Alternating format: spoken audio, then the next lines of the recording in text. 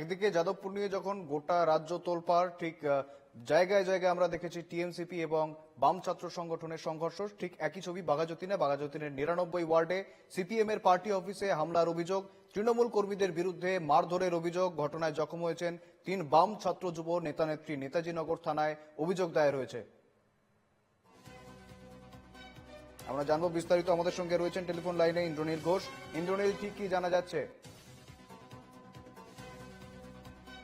প্রেক্ষিতে বাঘাযতীন আই ব্লকে ছাত্র যুবদের একটি বিক্ষোভ অবস্থান চলছিল এবং সেই সময় যে তাদের তরফ থেকে যেটা দাবি করা হয়েছে যে তৃণমূল আশ্রিত বেশ কিছু দুষ্কৃতী তাদের ওপর হামলা চালায় এবং তাদেরকে শ্লীলতাহানি এবং ব্যাগ ছিনতাই করে নিয়ে পালায়, এমনটাই কিন্তু অভিযোগ। এবং তার সাথে তাদেরকে মারধর করা হয়েছে বলেও অভিযোগ দায়ের করা হয়েছে নেতাজিনগর থানায়। রাত্রিবেলায় নেতাজিনগর থানার সামনে তারা অবস্থান বিক্ষোভ দেখান এবং তাদের দাবি যে অবিলম্বে যারা দোষী রয়েছে তাদেরকে গ্রেফতার করতে হবে, এই দাবি কিন্তু তাদের তরফ থেকে জানানো হয়েছে আপাতত।